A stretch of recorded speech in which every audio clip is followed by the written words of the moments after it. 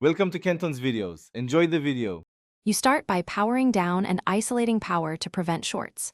Once done, remove any back cover or screen per device guides so you can reach the sensor assembly.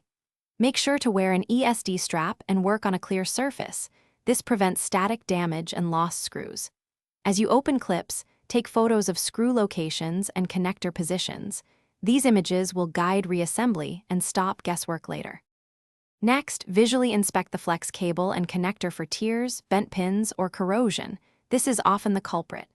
Use a multimeter on continuity mode to test traces. A break shows as open circuit. If the connector is intact but the sensor fails, warm adhesive with a heat gun at low temp and use a plastic spudger to lift the flex. Avoid metal tools on pads. Install the OEM replacement, align pins, and press firmly to seat the connector. Finally, reapply adhesive or fresh double-sided tape and reassemble in reverse order, making sure connectors click into place and screws go to photographed positions.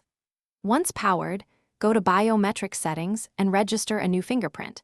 Perform several scans to confirm consistency.